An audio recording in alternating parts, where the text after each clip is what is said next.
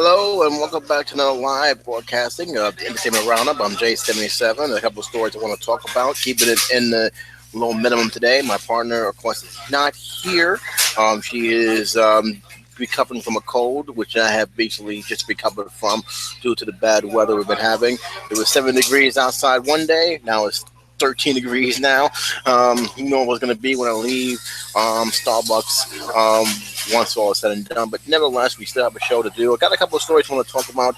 I want to talk about the Academy Awards. I have blown up my feelings towards it in the extended edition, but there has been more fallout that has happened here, and I'm pretty mixed on what has happened in terms of the fallout. On the one side, you kind of expect that what's going to happen, which led to a couple of people actually losing their jobs over this.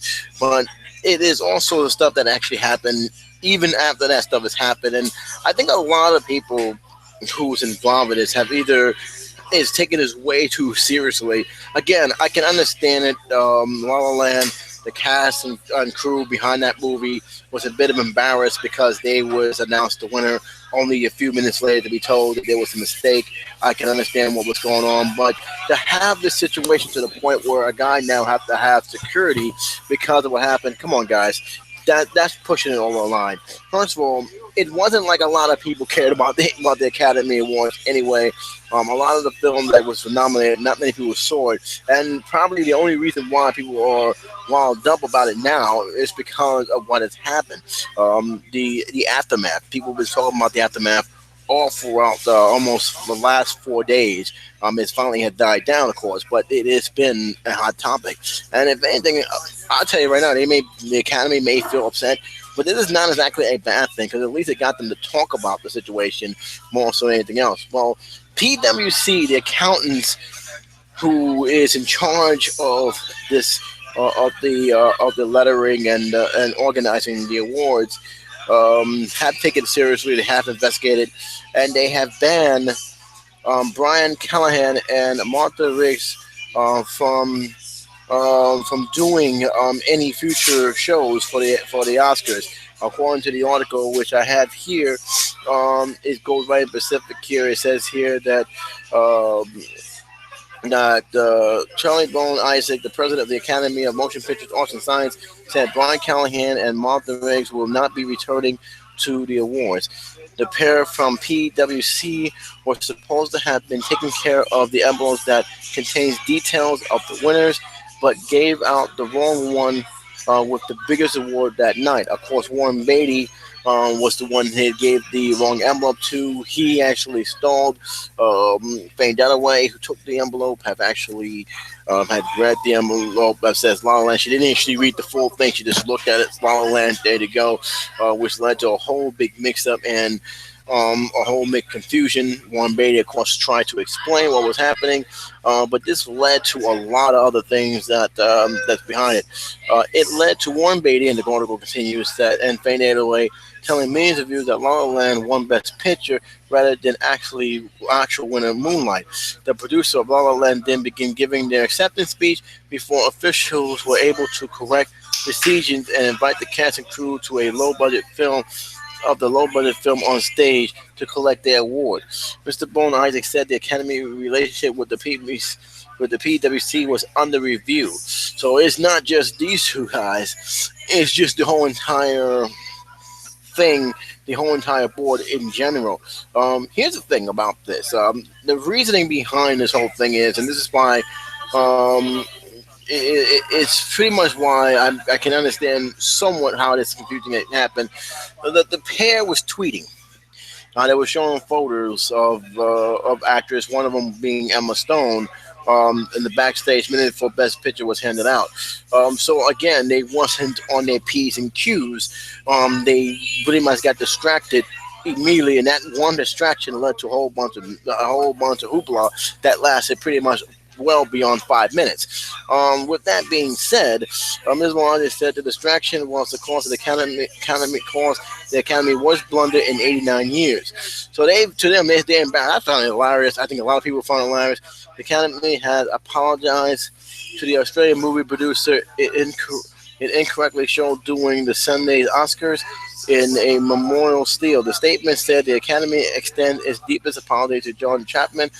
Those photos was mistakenly used in a tribute instead of Chapman collided with friends and his late Janet passing.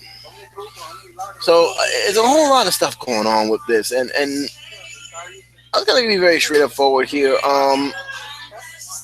It had happened. You know, there's going to be a fallout. I kind of would have been surprised if it didn't. They already made announcements that they are taking steps to make sure this doesn't happen again. Again, it was all due to the fact is that simple fact is they was tweeting photos. Which, let's be honest, if you were on Twitter, you pretty much know that that's pretty much been the norm these days. When somebody won, they take pictures of the backstage actors and actors or anything that is major events. You see it on Twitter, get posted on Twitter. People either likes or comment on the photos. So that's something that I kind of expect the show, the Academy. But I think that the problem is they were supposed to do something first. They were supposed to make sure that the letters and everything else is gone. But I think that to blame it all on Martha Riggs and Brian Callahan, I think we need to also take in the simple fact is that a lot of this could have been prevented. Have Warren Beatty simply, signal to some of the bodies, say, "Hey, I got the wrong letter. Can you please hand me the right one?" Or give some kind of signal to even Beatty anyway, saying that, "Well, hold on, we gotta make some correction. We got the wrong letter." I think it would have been all better. No one came out rosy with this, including Warren Beatty, who is making it his business to point the blame all on these two people. And I'm like, okay, they was that wrong, but there was also supposed to be backups, which they had, and no one has actually bothered to take an account of the backup system they had. They had two letters, two envelopes of the same award. The person who was reading the award didn't bother to actually contact high officials behind stage, signaling them, "Hey, well, I got the wrong award." It was just a big giant mess, and no one really came out rosy on this. But here's why I actually feel bad. I feel that some of the stuff that was going on between these two are unnecessary. Brian Callahan recently had to have personal guards to protect him because some idiot just thought it was a good idea to actually post his information online. Why would you do that? Why would anyone put somebody's information like that on the World Wide Web? It's beyond me. That is unacceptable, and to me, that just shows the arrogance and stupidity. Keep in mind, it's an award show, and mistakes happen. But now we're going to basically be that vindictive that we're going to post people's personal address on there. Keep in mind that is dangerous. You don't know what psychopath man is going to do, what can do to use that. You're putting his family in danger. That is simply unacceptable. All for an award show. It is not that deep that you got to put, and it should no reason at all to put anybody information like that on the highway. What do you expect to accomplish from that? To get back at this guy for making a mistake, the blunder which obviously cost him his job. Right? He already is suffering. He lost his job. He's not coming back to the war show. All right, because of this. Why put his life in danger? This makes no sense. People need to start thinking when they do stuff like that. It's vindictive, it's stupid, and it's unnecessary. And I think this is something that I'm hoping that they have found a way to fix this. Get it moved, even though technically when it's online, it's almost impossible to move. But the point is, he shouldn't have to live in fear that somebody's going to come after him. He shouldn't have to live in fear that he can walk out in his house and somebody can pull a gun on him any minute now. That should not be an issue here. And I think this is, I think that for those who are doing it, first of all, half the people who are mad and making all sorts of fuss with these people, half of you guys don't even like movies to begin with. And some of you are just bandwagon jumpers who are just, basically is trying to, punish this guy over something that is nonsensical. It's an award show. Okay? And that's all it is. All right? Personally, I knew there was going to be a fallout. I knew what was going to happen. But again, like I said, I'm not just blaming Callahan for this. I'm not just blaming Martha for this. Everyone who was involved in this, from Warren Beatty to Fane Delaway to the people behind the stage, have to share some of the responsibility. It's just these guys are being used as a scapegoat, and I think it's wrong. Thankfully, some people have come to this guy's defense. Thankfully, some people say, "Hey, look, man, it happened. It was a mistake. We shouldn't go this deep into it." And I think if anything else, it's always a show. Just how sometimes catering to the social media network, it's not always a good thing, especially when you're trying to do your job. Hopefully, this will be the end of it. Again, the Academy Awards are um, are taking steps to make sure this doesn't happen again. Maybe they will make sure that those who are working behind the stage will not be on any kind of social media network while the event is going on, or at least until a commercial break, because they do have that commercial time. Trust me, this is a small problem to the Academy Awards. Like I said before in my extension review, they didn't have good numbers. The final tally that came back. It was on the 24. The final tally of the rating was 32, still low. But here's the thing, though: the attention span of this award show has not been good. Let's just keep it. Let's be real with this. No one, even my partner John, can, if you heard of us last week, cared about the Academy Awards. We didn't care about it. We just didn't feel that energized. And a lot of time, a lot of this because a lot of movies that was nominated we didn't see. We have heard about it only for word of mouth, but they wasn't heavily advertised. And this has been the issue for the academies for a while. They had a lot of movies, and look, I'm not mad at these movies for being nominated. They deserve it. They were good. If they were good, that's fine. But a lot of the movies, unlike the film that we've seen in the past, a lot of them wasn't promoted. They were low budget, independent market films, and that really hurt the buzz a little bit. I think this is some of the many things that the award shows need to address as they move forward. They have done a good job with that diversity. I will say that a lot of films, a lot of actors, a lot of films were nominated that was more diverse than usual, but they still have a lot to go. A lot of Asian actors hasn't been recognized enough. A lot of films, they still have a lot to go. And I'm hoping they are addressing it as the years passed on. But just Hollywood needs to address this as well, not just the Academy.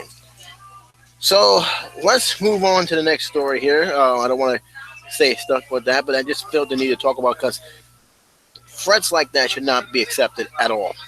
And it's when people post their lines, they're not doing it because they're racial. They are hoping something will happen, and that's just disgusting and unacceptable. And whether you guys know it or not, those who are doing this, you're making social media network look bad than what it needs to be. And by the way, this is one of the reasons why a lot of laws are being pushed against that, because people don't know. The people can't do. They just don't know how to control themselves and take their frustration in a way that's now a danger towards the cast, the crew, to all the people who they're affected with. Keep in mind, Spike Lee have done this 2 years ago when the Trayvon Martin situation. He ended up getting sued because he actually not only posted the person's address and phone numbers, but it wasn't even the person he was trying to go after, and that was Cinnamon. So keep in mind of that. Moscow, if you guys haven't heard, not too happy with Beauty and the Beast. Um, there is a big issue with that, and I'm going to talk about it right now. But it says here in the article done by the AFP, Russia MP calls Disney's Beauty and the Beast gay propaganda. It says in the article, in a letter to Cultural Ministry, Vladimir Moscow sent by the RIA, November State of New Agency, he called the film blastic, shameless propaganda of sin and prevented sexual relationships. Perverted sexual relations. Bill Carton, the director of the film, The Dude, released in Russia on March 16, have revived that that it will contain Disney's first exclusive gay moment, although some of the critics have said it is less than overwhelming. Um, this film has caused a lot of stir a little bit, especially with overseas, especially with those who have very strict anti-LGBT laws, Russia being one of them. The Culture Ministry has to hold a special screening for the film ahead of its premiere and take measures to totally ban the showing of this film if he found element of propaganda of homosexuality. The Walt Disney Company, Russia, and CIS did not immediately respond to requests for comment.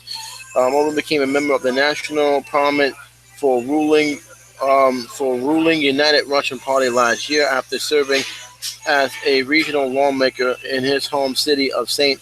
Petersburg. He became notorious as one of the chief investigators of Russian law banning gay propaganda, signed by President Vladimir Putin in 2013. The law was prompted international conventional bans distributing of information that could interest those under 18, a non-traditional sexual relationship. It has been used as a pretext to ban gay pride events. Uh, yeah, so this is basically what it's now. Look, before anybody say anything else here, I didn't see the movie, so I don't know what the hell they're talking about. Um, I have been trying to look for Disney some comments. I will probably do a separate thing about it. Uh, Obviously, they're looking for anything to ban this movie. If it is get banned, I don't think Disney's gonna kill them, gonna hurt themselves over this. I don't think Disney's going to cry over spilled milk. This film is gonna do fine with or without Russia's without the Russia's market. This film is going to be open up in UK, United States, of course, and other films are also, other showings are also open up in other states. Let's be realistic. Russia has a very strict anti-ban, anti-gay laws, and they're going to try and use it to any means necessary to make sure that they stomp out anything that will show any signs of, support for the LGBT, just in general. Uh, the problem is that if you hear it according to the critics, and I've seen a lot of stuff behind it, they didn't think it was that big of a deal. And in fact, that's one of the reasons why he said it's less than overwhelming.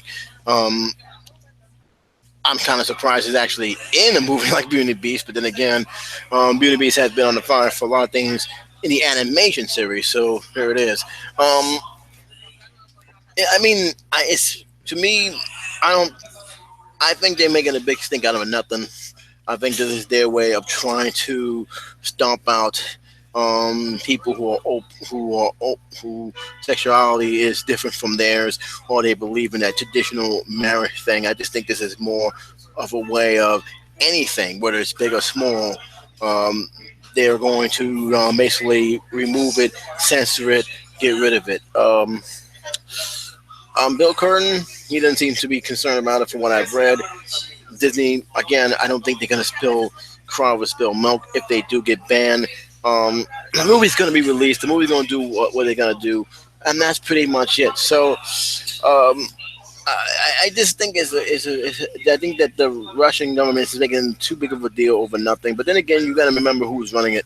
I mean, and the situation with us and Russia at this moment with Trump, and his relations isn't really helping matters either. So, to me, what Disney done, I think Disney's gonna handle it, and whatever goes, and that's it. I don't find this as that big of a deal. I do kind of question what Disney is implying, though, because it is something that Disney never really stepped into that water before, and Beauty and the Beast is kind of one of the properties I'm kind of surprised they were actually even hinted there is that kind of a moment. Not that I say there was anything wrong with that. Not to say that I'm against what they're doing. I just find it kind of strange they picked this film out of all the films they could have done to do it. So I'm just kind of wondering if this is just a coincidence or it's just Disney trying to slowly, put their toes in the water on a very, very hot topic issue that is still a very hot topic issue in the United States. One thing is definitely is a hot topic issue is Arnold Schwarzenegger and his not coming back to the Celebrity Apprentice. As you guys have heard, it hasn't been worked well for him, and I think honestly, if you want my opinion on this, it's not going to work out for whoever takes over that spot because of the fact is they're going to be compared to the president of the United States, Donald Trump. And that's already a disadvantage that he has right now. He's not going to be, no one is going to be given that fair shake. It says here, the courtesy of CNN, that Arnold Schwarzenegger has terminated his ties with the new Celebrity Apprentice. The former California governor told CNN in a statement that he will not be returning to host the reality program, which was once hosted by Donald Trump. I love every second working with NBC and Mark Bennett. Everyone from the celebrities to the crew and marketing department. I was straight. I was straight 10, and I would absolutely work with all of them again on a show that doesn't have this baggage. And he's right. I mean, it was a huge baggage that he was dealing with. And look, I understand what Trump says. I can care less what he says. This is no longer his show, but his face still remains branded within that show. It started with the original Apprentice. He had Celebrity Apprentice. He would make that show work. So to have Arnold Schwarzenegger came in, when I found out they was doing it with Arnold Schwarzenegger, the first thing I said is, this is gonna be a tough one because Arnold Schwarzenegger don't have as much of the charismatic as Trump has when it came to this kind of reality show, and that was the biggest strength that Trump did, and he worked it well within his own presidency. So that's the thing that I think that he was just doomed for the start, and I'm kind of surprised they want to bring it back because from what I understood originally, I thought they canceled it altogether. Um, NBC has not commented on Schwarzenegger's decision and also has not officially said whether it intends to pick up the show for another cycle. And that's the thing about it. The way I heard, it didn't do well in the ratings. People really wasn't invested in it the way it was.